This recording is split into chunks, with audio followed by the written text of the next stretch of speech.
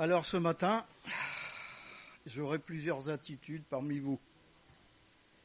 Il y a des gens qui vont se dire j'ai horreur de ça, de ce message. Il y a des gens qui vont dire mais pourquoi je suis venu pour entendre ça. Il y a d'autres qui vont dire je ne suis pas concerné. C'est quelque chose qu'on entend, qui est prêché très, très, très, très rarement dans les églises.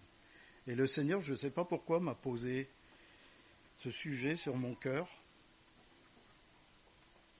qui est un sujet extrêmement difficile. Alors vous pourrez dire, mais comment on peut en parler dans la parole ? Et pourtant Jésus en a parlé.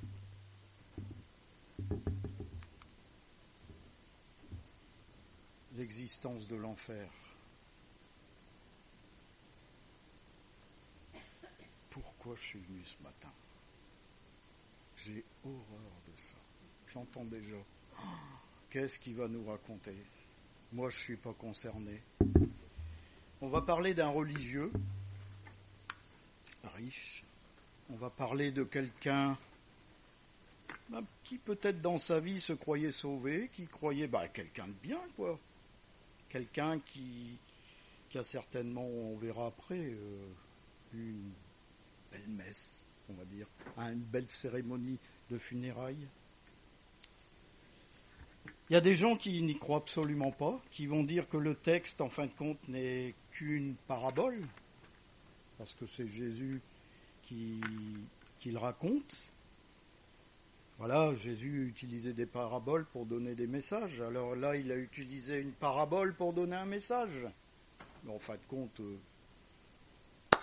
suis pas concerné. Puis de toute façon, ça n'existe pas, l'enfer.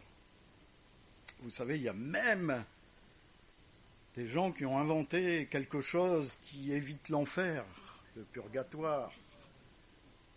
J'ai cherché dans ma Bible, je me suis arrêté au bout de 2 jours, je n'ai pas trouvé le purgatoire. Non, je n'ai pas cherché, je vous rassure, je sais très bien que le purgatoire n'existe pas. Mais vous savez qu'il y a des gens qui sont persuadés que l'enfer n'existe pas. Il y a des gens qui sont tellement persuadés que Dieu est bon que l'enfer n'existe pas. Alors, est-ce que je m'attache à ce qui est vrai ? Est-ce que vous vous attachez à ce qui est vrai dans la parole ? J'espère que oui, parce que toute la parole est vraie. Et au milieu de toutes ces vérités, il y a une vérité qu'on évite, qu'on passe vite, c'est l'enfer. Mais l'enfer existe, mes bien-aimés. Et dans quelques jours, on va fêter Noël. On va fêter la naissance de Jésus-Christ. Pourquoi Jésus-Christ est né, à votre avis ? Il est né pour faire éviter l'enfer aux hommes, au travers du pardon des péchés, au travers de tout l'amour qui va résonner en lui. Il va faire éviter l'enfer à nombre de gens. Alors, il est question de foi. Est-ce que j'ai la foi de croire que l'enfer existe ? De croire à cette vérité, à une réalité.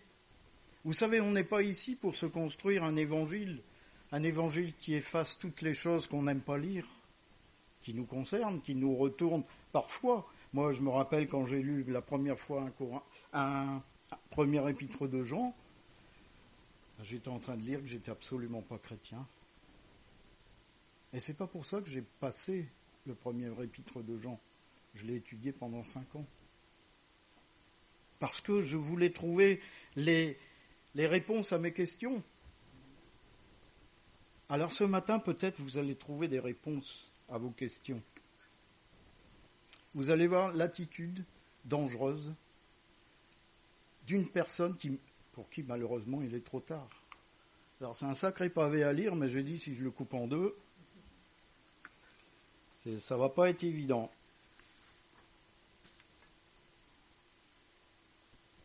Luc, chapitre 16, versets 19 à 31. Là, c'est Jésus qui parle.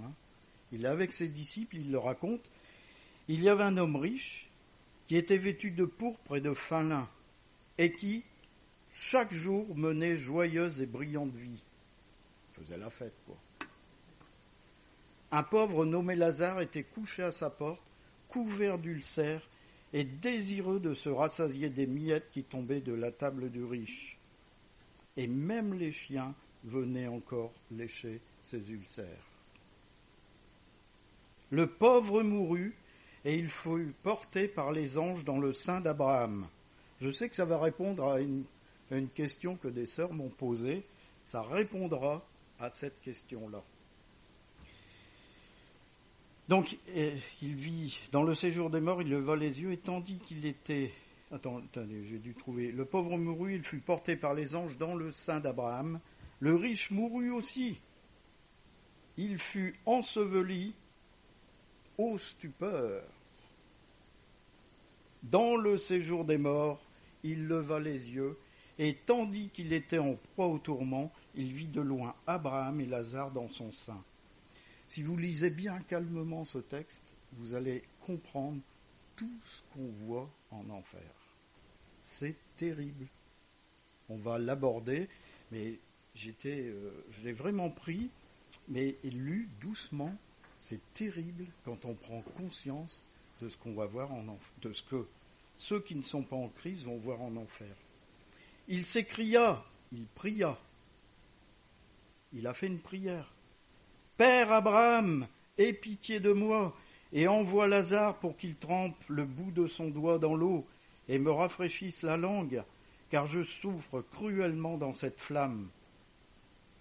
Abraham répondit, mon enfant, souviens-toi que tu as reçu tes biens pendant ta vie. T'as-tu reçu ce que tu voulais? Et que Lazare a eu les maux pendant la sienne.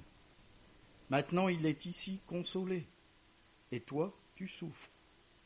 D'ailleurs, il y a entre nous et vous un grand abîme, afin que ceux qui voudraient passer ici vers vous ou de là vers nous ne puissent le faire. Le riche dit, je te prie donc, Abraham. J'ai trouvé ça triste, se retrouver en enfer pour commencer à prier. D'envoyer Lazare dans la maison de mon père, car j'ai 5 frères. Là, c'est l'évangélisation. Vous voyez, je vous dévoile tout ce qu'on va voir. C'est pour qu'il leur atteste ces choses, afin qu'ils ne viennent pas aussi dans ce lieu de tourment. Abraham répondit, ils ont Moïse et les prophètes, qu'ils les écoutent. Et il dit, non, père Abraham, même si quelqu'un des morts va vers eux, ils se repentiront. Et Abraham lui dit, s'ils n'écoutent pas Moïse et les prophètes, ils ne se laisseront pas persuader quand même quelqu'un des morts ressusciterait. Il y a quelqu'un des morts qui a été ressuscité. Quand il est réapparu, est-ce que vous croyez que les gens ont cru en lui? Absolument pas. Encore aujourd'hui, on le voit.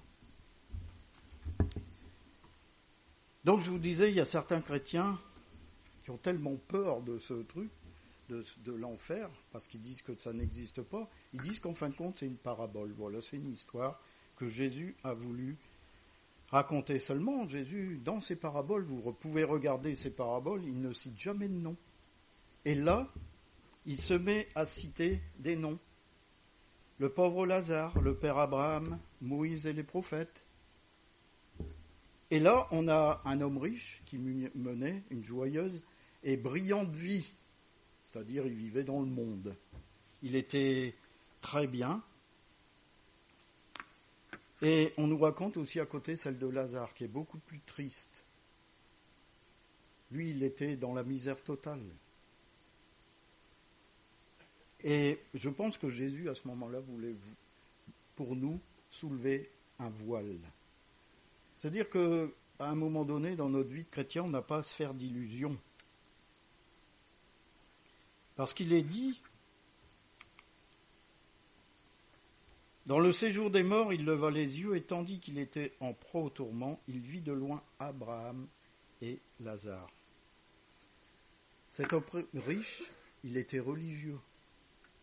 On peut s'imaginer que, parce qu'à un moment donné, Abraham lui dit, tes frères ont Moïse et les prophètes. Donc ça veut dire qu'ils avaient la Torah. Il lisait la Torah, il lisait les textes bibliques.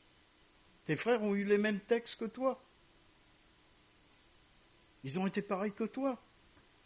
On verra après, est-ce que tu crois sincèrement qu'ils vont changer de vie? Ils connaissaient les Écritures, ils savaient qui était Abraham. Et ce religieux savait qui était Abraham. Et on pense que certainement il avait eu des funérailles dignes de son rang, celui d'un grand riche. Vous savez, tous les amis, les parasites, qui viennent pour faire plaisir. Parce qu'il a côtoyé des grands de la société. Il donnait quelques enveloppes à droite et à gauche, pour faire bien, de temps en temps à l'église, pour faire bien. Et certains peut-être ont pris la parole, ont donné de grands discours pour dire « Oh, combien il a été aimé de Dieu !» Et que Dieu l'avait comblé de ses richesses. Ça vous fait penser à quoi? La doctrine de la prospérité. Vous savez, les gens sont aveuglés. Et bien sûr, dès qu'il est mort, qu'est-ce qu'il s'est aperçu, le riche? Il y a un problème quand même. J'ai l'impression que j'ai un problème. L'endroit où je suis, c'est pas du tout celui que j'avais prévu. Jésus dit simplement, voilà, j'ai oublié ça, dans le séjour des morts, il leva les yeux, et tandis qu'il était en proie au tourment, il vit de loin Abraham et Lazare dans son sein. Dans le séjour des morts, il s'est aperçu qu'il était en enfer. Le séjour des morts, en grec, c'est traduit par Hadès. C'est en fin de compte le lieu où les âmes non sauvées vont se retrouver à leur mort. En attendant le grand trône blanc, c'est-à-dire le tribunal. Et après le jugement dernier, Apocalypse 20, versets 14 et 15, la mort et le séjour des morts, le Hadès, furent jetés dans l'étang de feu. C'est la seconde mort, l'étang de feu. Quiconque ne fut pas trouvé écrit dans le livre de vie fut jeté dans l'étang de feu. C'est terrible, mes bien-aimés. C'est terrible. C'est terrible. Là, ce qui est dommage. Là, ce qui est dommage.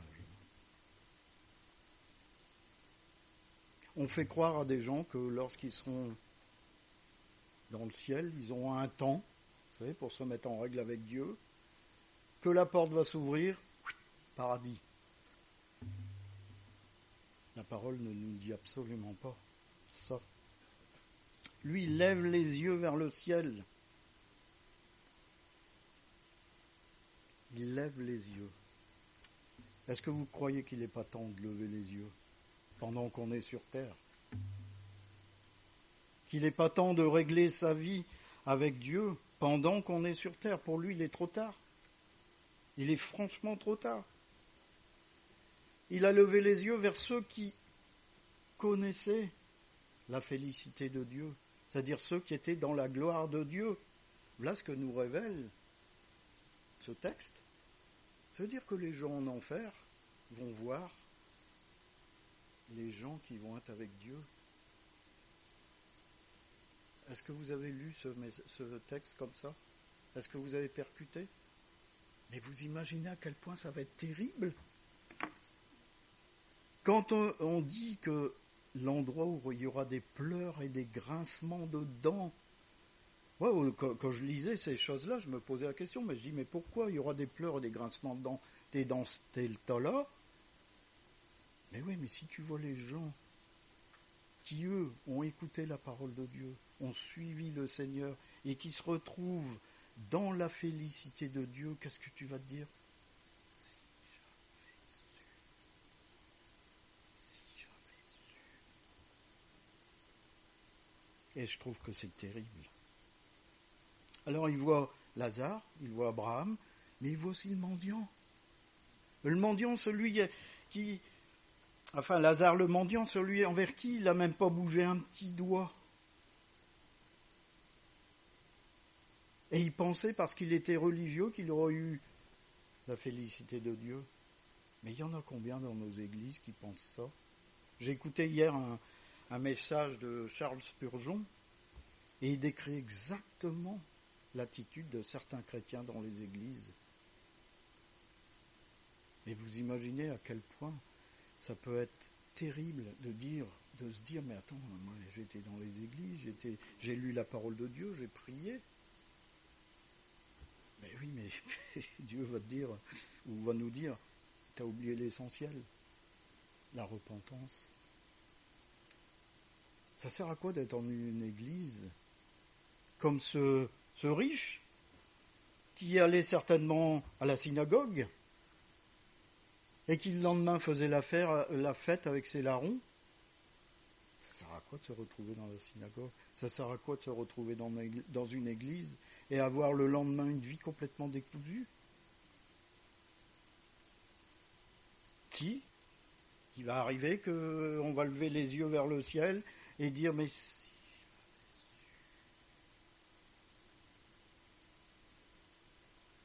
Donc il voit Lazare, Abraham, qui se trouve dans le sein d'Abraham. En fin de compte, cette expression, elle est d'origine juive, ça désignait en fin de compte, avant la crucifixion de Jésus-Christ, avant le sacrifice de Jésus-Christ, ça désignait l'endroit où ceux qui croyaient se trouvaient. Tant que Jésus n'avait pas accompli le sacrifice de la croix, les gens se trouvaient dans le sein d'Abraham. Ceux, bien sûr, qui croyaient réellement en Dieu, qui avaient cette foi en Dieu. Donc, maintenant, et ça va répondre à une question qu'on m'a posée, maintenant que le sacrifice de la croix a eu lieu, Jésus emmène les croyants directement au ciel. Directement au ciel. Pourquoi ? Parce que ce texte nous dit qu'il lève les yeux, il voit Abraham, il voit Lazare. Donc ça veut dire que les gens sont directement dans le ciel, directement avec Dieu. Ça sera l'état de tous ceux qui auront connu Jésus-Christ. Tous ceux qui auront marché réellement en Jésus-Christ. Pas croire d'une façon légère, mais ceux qui auront donné leur vie, ceux qui se seront repentis. Seigneur, je ne veux plus de cette vie, je me détourne.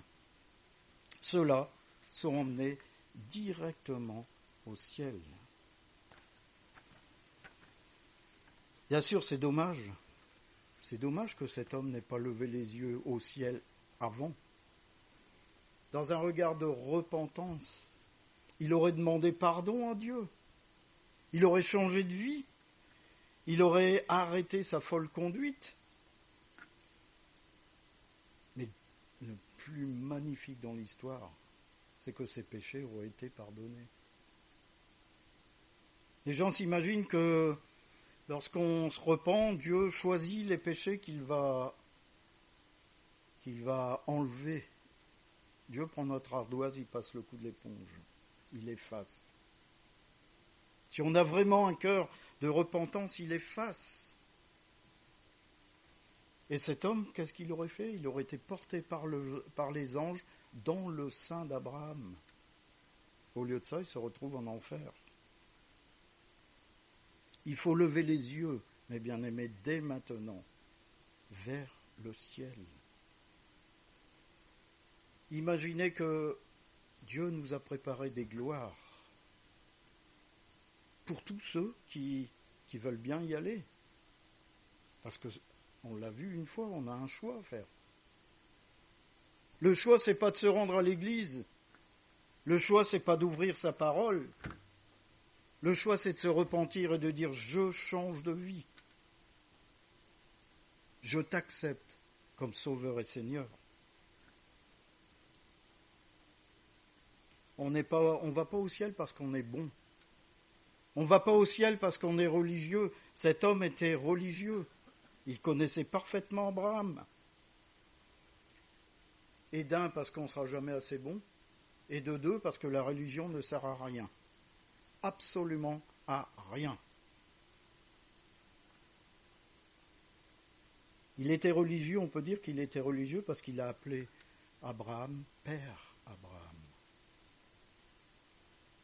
Combien d'entre nous on cite, on dit à Dieu, mon Père? Est-ce qu'on est un enfant légitime? On ne le sait pas maintenant. On va le savoir peut-être, j'espère qu'on ne sera pas comme cet homme, trouver un jour qu'il y a quelque chose qui ne va pas quand même. Je trouve qu'il fait chaud.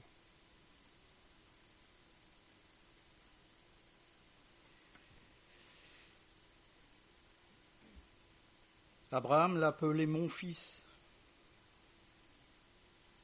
En fait, il n'y a que le sang de Jésus-Christ qui puisse nous purifier et nous justifier. Et c'est à ce moment-là que Dieu nous appelle mon fils, mon enfant. Alors le troisième point, ça c'est terrible. Terrible. Est-ce que vous avez déjà pensé qu'en enfer, tout s'arrête? Nos pensées, nos visions, tout s'arrête. Il pouvait se souvenir de sa vie sur terre. Abraham dit une chose, mon enfant, souviens-toi. Donc ça veut dire qu'il pouvait se souvenir. En fin de compte, en enfer, on garde notre mémoire intacte. C'est pour ça qu'il y a les grincements de dents. Parce que les gens qui ont refusé l'évangile, ils vont se souvenir qu'un jour, il y a un José qui est venu avec des calendriers et qui leur a dit « Mais Jésus t'aime ». Et qu'ils leur ont dit « Quel couillon celui-là ». Encore un qui a picolé. Non, mais c'est comme ça que le monde parle. Et puis quand ils vont se retrouver en enfer, ils vont se dire « Ah, j'ai eu quelqu'un qui est venu chez moi qui m'a parlé de Jésus-Christ. Il s'appelait José. » Ben oui, parce qu'Abraham, mon enfant, souviens-toi. Souviens-toi qu'il y a quelqu'un qui est venu un jour, qui t'a parlé de Jésus-Christ. Qu'est-ce que tu as fait? Ils se souviendront des paroles que José leur a dites, qui émanaient de la parole de Dieu. Ils l'auront entendu, mais ils n'auront jamais essayé Jésus-Christ dans leur vie.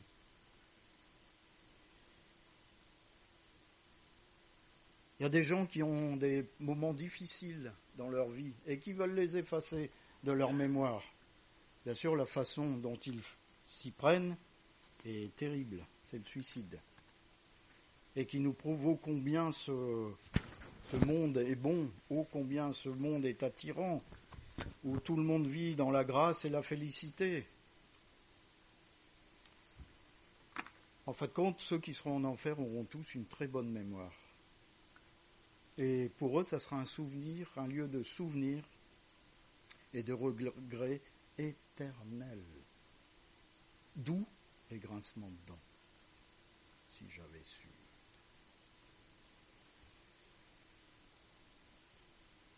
Et ce qui est incroyable, vous voyez, au départ, et ça, est-ce que vous en avez conscience, c'est que l'enfer n'avait jamais été créé pour l'homme. L'enfer avait été créé pour Dieu et ses démons. Pour le diable, pardon, excusez-moi, j'ai juste dit autre chose. Le Seigneur m'excuse déjà, heureusement. Pour le diable et ses démons, Matthieu 25, 41. Retirez-vous de moi, maudit, allez dans le feu éternel qui a été préparé pour le diable et pour ses anges. Je remercie le Seigneur parce que vous ne dormez pas au moins. Retirez-vous de moi, maudit, allez dans le feu éternel qui a été préparé pour le diable et pour ses anges. Donc vous voyez, au départ, l'enfer avait été créé pour le diable et pour ses démons, jamais pour l'homme. Et qu'est-ce qui s'est passé en fin de compte? C'est que l'homme a voué sa vie au diable. Il a suivi le diable, tout simplement. Et il a partagé sa vie pendant Sa vie sur terre, il a partagé sa vie avec le diable. En mentant, en faisant des compromis, l'adultère, tout ce que vous voulez. Toutes ces choses ont fait que, à un moment donné, on suit le diable. S'il n'y a pas de repentance derrière ces choses-là, qu'est-ce qui va arriver ? Ces gens-là vont partager le jugement du diable. Ils vont être jetés dans la géhenne, dans l'étang de feu qui est la seconde mort.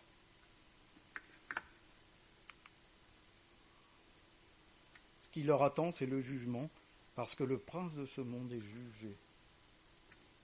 Ça sera un jugement égal. Égal.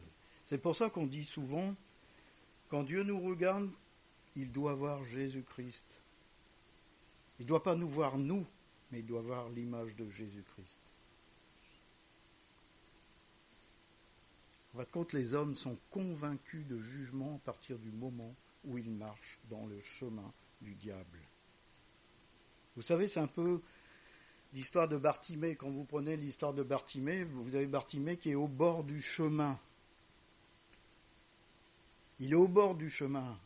Tout début, vous lisez Bartimée, il est au bord du chemin. Et quand Jésus l'a eu guéri, déjà il l'appelle, il dit viens dans le chemin, viens au milieu du chemin.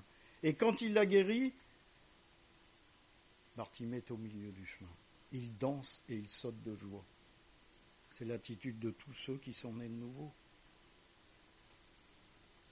Alors quand on se repent de nos péchés et qu'on vient à Dieu, Dieu pardonne nos péchés et annule la condamnation.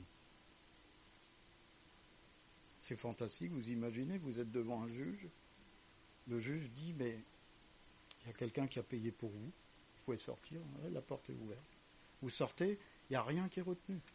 Tout le dossier, vous voyez, il va à la poubelle. Il n'existe plus. C'est Jésus-Christ qui a fait ça. Et de ce fait, votre place réservée en enfer est annulée. Vous savez, on enlève le nom sur la porte ou sur le siège. On l'enlève. Et Dieu a réservé une place au ciel pour vous.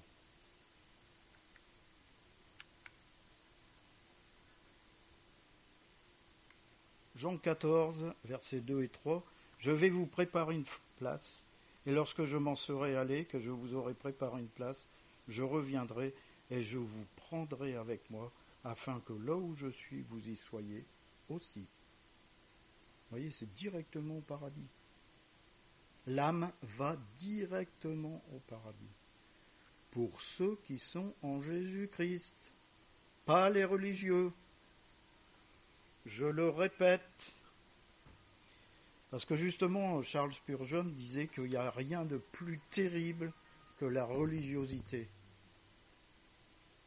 Il n'y a rien de plus terrible. Il y a des gens qui se croient sauvés, je vais dire à peu près ce qu'il disait. Il y a des gens qui se croient sauvés alors qu'ils sont encore sur le chemin de l'enfer.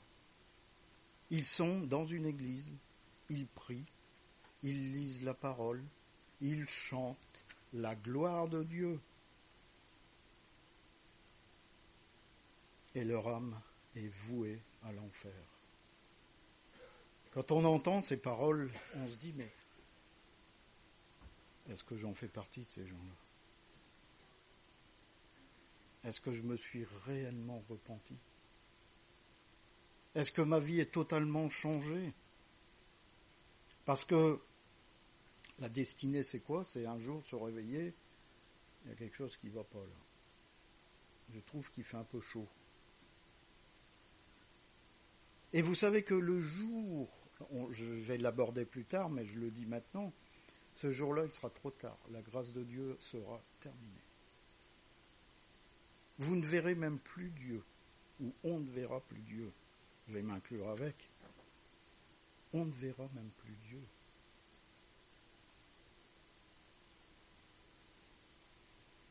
Mais Dieu nous aime en fin de compte. Il ne veut pas qu'on va en enfer, dans ce lieu de perdition.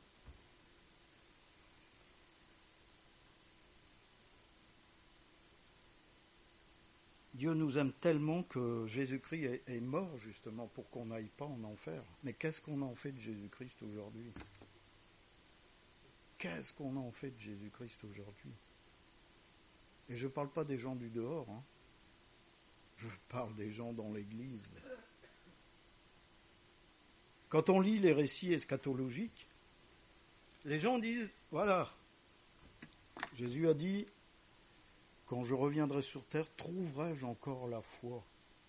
De quoi il parlait, à votre avis ? L'apostasie, à votre avis, c'est où ?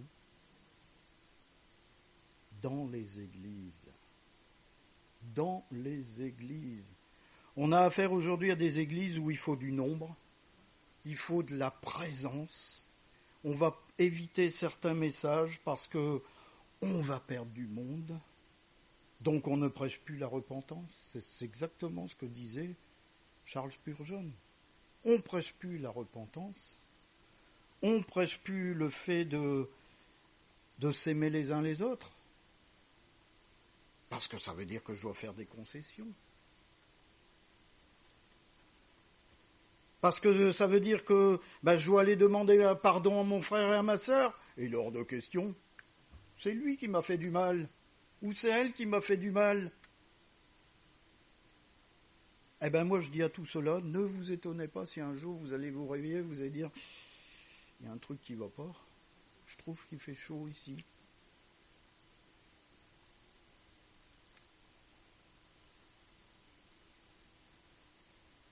Il n'y a rien de plus terrible, c'est de s'apercevoir que quand quelqu'un a une position dans une église, c'est ce qu'il disait aussi hier. Et que quand vous allez chez les personnes, c'est totalement l'inverse. Il n'y a plus d'amour, il n'y a plus de partage, il n'y a plus rien de ce qu'on voit la semaine. Et après on dit, mais Dieu est bon. On a oublié une partie. Dieu est juste et bon. La première chose qu'il va faire en nous regardant, c'est est-ce que je trouve mon fils en toi ? Par nos attitudes, par nos comportements. Vous savez, ce gars-là, il avait beau peut-être donner une enveloppe de, allez, je vais parler en euros, 15 000 euros tous les mois à la synagogue. Est-ce que c'est ça qui l'a sauvé ? Il avait beau se mettre en tête là des chaises, se lever, lever les bras au ciel, oui, je t'aime Seigneur. Est-ce que ça suffit ? Il avait beau citer des versets de la Bible. Est-ce que ça suffit ? Dieu se recule et dit, mais je trouve en ta vie que je n'y retrouve pas du tout mon fils. Je retrouve une belle marionnette qui singe. Tu sais, comme Satan, les choses de Dieu.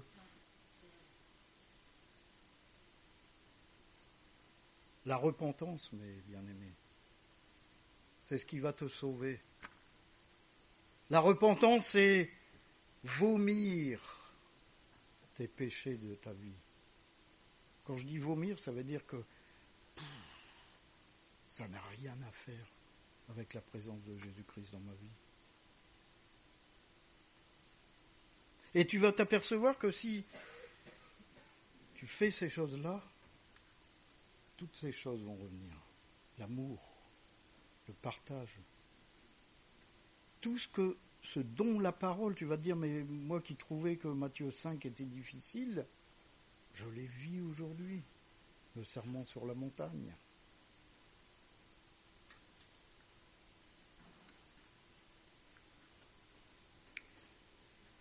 Il a encore fait quelque chose, ce qu'il essaye, le pauvre. En enfer, l'homme riche s'écria, « Père Abraham, aie pitié de moi !» Comme si Abraham pouvait faire quelque chose. Il était trop tard. Et ça, on a besoin de le lire. « Aie pitié de moi !» Il fait monter une prière vers Abraham. Et on sait quoi? Que sa prière n'a absolument pas été entendue. Et ça, c'est terrible. Ça, c'est terrible. Les prières, mes bien-aimés, il faut les faire maintenant. Les prières, c'est maintenant qu'il faut les faire. Cet appel au secours au Seigneur, c'est maintenant. Après, il sera trop tard. Après, comme je dirais vulgairement, comme dit le monde, c'est comme pisser dans un violon. Ça sert à rien du tout. La grâce de Dieu est terminée. L'enfer, ça se ferme sur toute chose venant de Dieu. On verra après. Son cri a été pour lui-même. Parce qu'il demande à Abraham dis à Lazare, vous voyez à quel point il inverse les rôles quand même. Lazare est crié au secours à sa porte pour qu'il l'aide, qu'il lui donne à manger. Et aujourd'hui, c'est lui qui demande que Lazare lui amène de l'eau.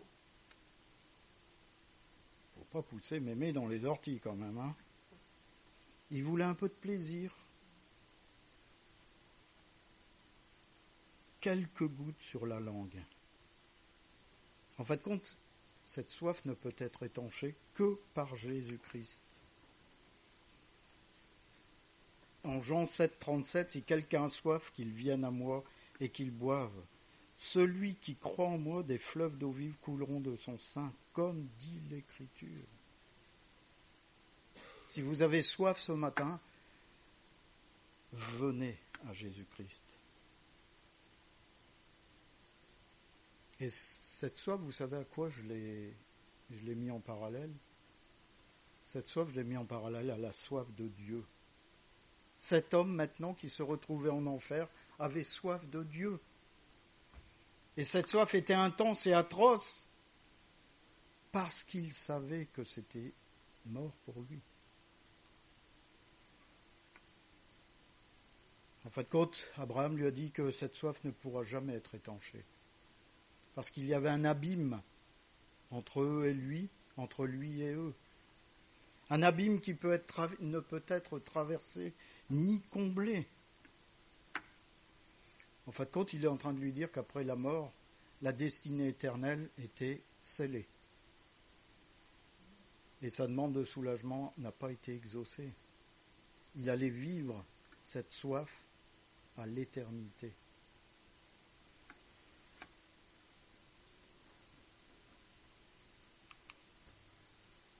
Le deuxième cri, c'est pour sa famille. Subitement, il devient missionnaire.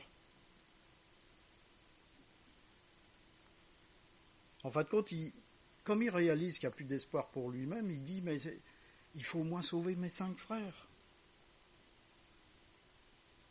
Il savait qu'ils étaient exactement comme lui, ils étaient religieux, mais perdus.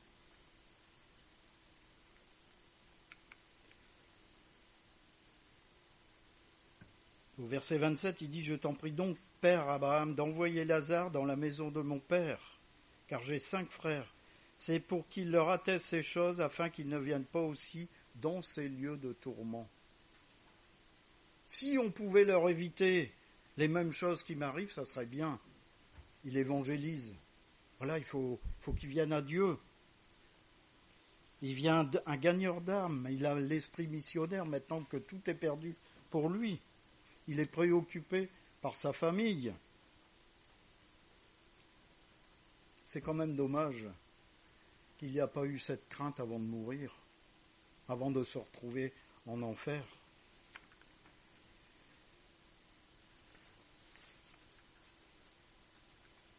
Mais que doivent penser ceux qui n'ont pas encore mis leur confiance en Jésus-Christ? Ceux qui aujourd'hui entendent peut-être ce message et qui n'ont pas mis leur confiance en Jésus-Christ. J'ai des balivernes. Je vais être sauvé par le purgatoire. Je vais être sauvé parce que j'ai été baptisé. Vous savez que le malin utilise toutes ces choses pour perdre les chrétiens. Les gens pensent que parce qu'on est baptisé, on est sauvé. C'est faux. C'est totalement faux. Et on peut parfaitement avoir été baptisé et se retrouver dans ce lieu de tourment. Parce que cet homme était religieux. Il avait tout. Et en fin de compte, la prière, la réponse d'Abraham prouve ce que je suis en train de vous dire. Mais ils ont la Bible, ils ont Moïse et les prophètes. Vous avez chacun la parole de Dieu. Vous écoutez des prédications. Vous avez des gens qui vous parlent de l'amour de Dieu. Est-ce que ça va changer votre vie ? C'est ce qu'il est en train de dire à cet homme. Est-ce que ça va changer leur vie ? Ils ont la Bible, ils ont les prophètes. Il n'y a pas besoin d'autre chose pour échapper à la perdition. Qu'ils lisent et qu'ils croient ce qui est écrit. C'est ce qu'il leur dit. Et ce qui est plus terrible, c'est que cet homme en enfer savait parfaitement ce qu'il fallait faire. Parce qu'il dit à Abraham, et j'ai trouvé ça vraiment triste, regardez ce qu'il leur dit. Si quelqu'un des morts va vers eux, ils se repentiront. Je trouve ça pathétique. Il a la solution, lui, il la sort au moment où on ne peut plus rien faire pour lui. Il savait que pour être sauvé, il fallait se repentir. Il ne l'a jamais fait. Il y a des millions de gens qui savent exactement ce qu'il faut faire, même dans nos églises, et ne le feront jamais. Tout simplement parce qu'ils ne veulent pas le faire. Parce qu'ils pensent que, à partir du moment où je suis dans une église, à partir du moment où j'ai reçu le baptême, j'ai plus besoin de me repentir. Pierre a dit, repentez-vous et croyez. C'est l'inverse, vous voyez. Pierre nous dit l'inverse. La première chose qu'il faut faire, c'est se repentir.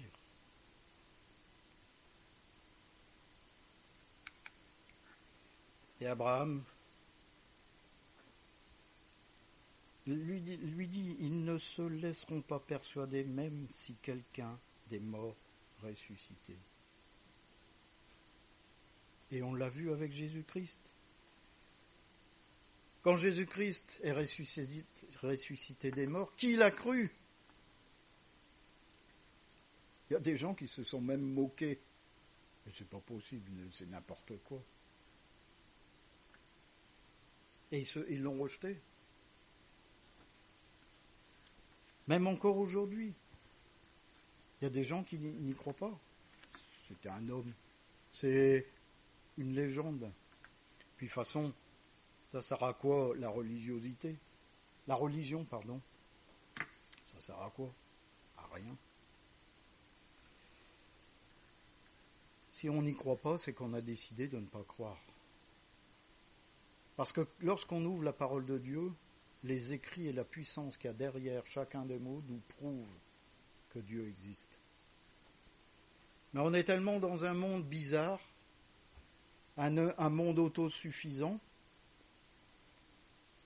que le monde va mourir.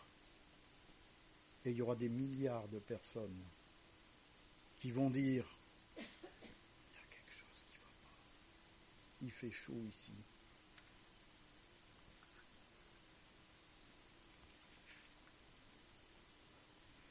Je trouve ça triste que, à la fin, lorsqu'il s'aperçoit de sa condition, sa principale préoccupation, c'est le salut de ses frères. Mais en fin de compte, ceux qui sont dans ce lieu de tourment ont cette préoccupation. Parce que c'est la parole qui nous le dit.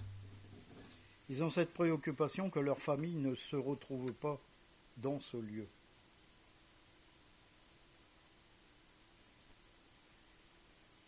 Et lui, il sait de quoi il parle quand il parle de l'enfer, parce qu'il est dedans. C'est un sentiment chacun que nous avons besoin d'avoir ce matin. Ce sentiment de savoir que l'enfer existe. La question que je me suis posée, la question que je vous pose ce matin, est-ce qu'on a déjà pleuré pour quelqu'un qui n'est pas encore sauvé? Est-ce qu'on a déjà prié pour quelqu'un qui n'est pas encore sauvé? Lui, vous voyez, il est dans les pires conditions. Lui, pour lui, on ne peut plus rien faire. Et il pense à sa famille. Mais nous, est-ce qu'on y pense à nos familles, à nos amis, à nos voisins? Ou tant pis pour eux. Malheureusement, ce qu'on peut voir, c'est que parfois, ceux qui sont en enfer ont plus d'inquiétude pour leurs proches que nous. On l'a pour nos familles, pour nos amis.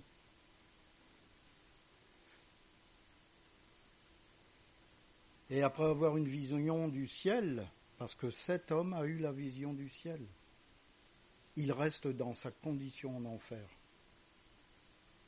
Et la dernière chose qui lui reste, c'est de tout faire pour que ses frères n'y aillent pas. Je trouve ça triste. Nous, aujourd'hui, on a encore la grâce de Dieu. On a encore cette possibilité aujourd'hui même de se repentir et d'éviter le « il y a un truc qui ne va pas, il fait chaud ici » et le « si j'avais su éternel ». Dieu nous offre encore sa grâce ce matin. Arrêtons d'écouter cette petite voix qui nous dit peut-être ce matin encore « t'es quelqu'un de bien, tu as l'Esprit de Dieu ». Moi je dis à ces gens-là,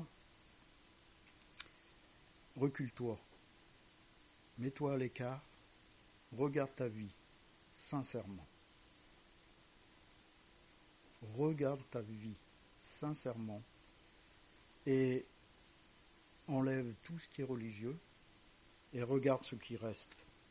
Si ce qui reste n'est que péché, cours au pied de la croix. Parce que c'est la condamnation. Parce que je le répète, et comme l'a répété souvent Charles Spurgeon dans son message, c'est pas le fait de se retrouver dans une église qui sauve. C'est de partager les souffrances de Christ. Et on est appelé chacun à partager les souffrances de Christ. Et ce matin encore, j'ai envie de vous remettre ce verset, parce que j'ai envie que ça provoque en vous une saine réaction. Ça provoque pas le « de toute façon je suis pas concerné ». Ça provoque pas le « mais alors j'ai pas du tout aimé ce message ». Parce que si le Seigneur me l'a mis à cœur, c'est qu'il y avait une raison. On est dans un temps où le malin va utiliser tous les subterfuges pour enlever, même s'il était possible, les élus. Donc ça veut dire que ceux qui sont en chemin, ils ont intérêt de courir vite vers la croix. Parce que les temps pressent. Et on le voit, on commence à entrer dans l'entonnoir. J'appelle l'entonnoir, c'est les temps de la fin. Et tout va se resserrer. L'homme se bat contre tout ce que Dieu a créé. J'entendais encore ce matin une commission, soi-disant, qui nous coûte les yeux de la tête, qui a dit qu'il fallait impérativement, tout ce qui était transgenre, il fallait que ça soit remboursé par la sécurité sociale.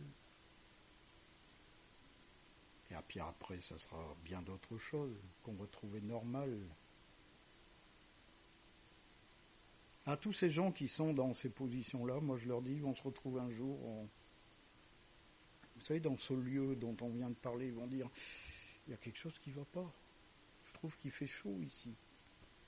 Et ils vous verront, mais c'est pas la personne qui me parlait de Jésus.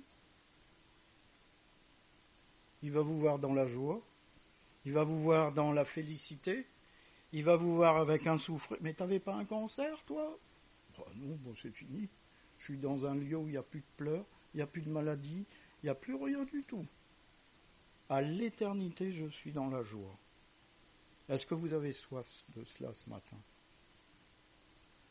La soif de connaître ce lieu. T'as qu'une chose à faire. C'est venir à Christ et boire. Juste ça.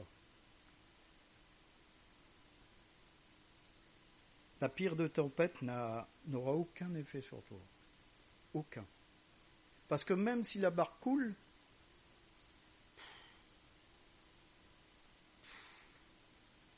le Seigneur te dit, mais t'inquiète pas, tu seras avec moi là-haut. Tu n'auras plus de prise de sang à faire, tu n'auras plus d'aller voir le médecin, tu n'auras plus rien à faire. La seule chose qui va te faire du mal, c'est que tu vas rire toute la journée. Tu as les zygomatiques qui vont te faire du mal. Je le dis peut-être en plaisantant, mais combien vont échapper à ça en ne faisant qu'à leur tête? Voilà, c'est le message que je voulais vous donner ce matin et j'aimerais prier.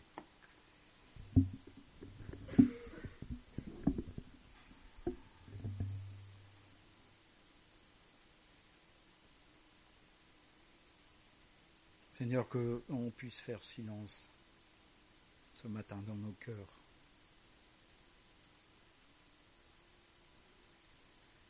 Que nous puissions nous placer devant toi. Et Seigneur, je te demande par la puissance de ton esprit de révéler qui nous sommes réellement à tes yeux. J'ai fait cette prière il y a bien de longues années. Et quand tu me l'as montré, Seigneur, j'ai pleuré. J'étais écœuré de moi-même.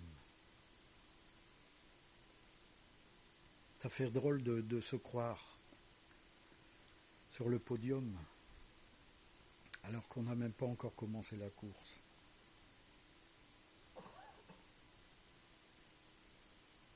Seigneur, je te loue que la grâce est encore là. Je te loue, Seigneur, qu'il suffit simplement de venir devant toi, de se repentir, de changer de vie, et on échappe à ce lieu que tu as prévu pour le diable et ses démons.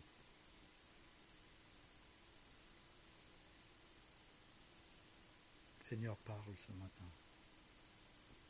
Souffle ton esprit dans le cœur de ceux et celles qui doutent encore.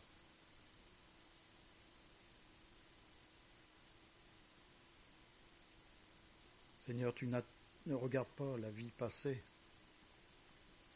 mais toi, ce que tu regardes, c'est le présent, notre réaction.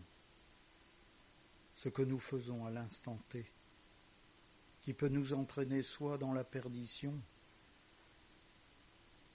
ou soit dans la félicité éternelle. Seigneur, alors que tu puisses encore ce matin convaincre de péché. Que même ceux qui sont dans une église depuis des années, qui se croient sauvés, puissent te regarder et te poser cette question, papa, suis-je ton enfant?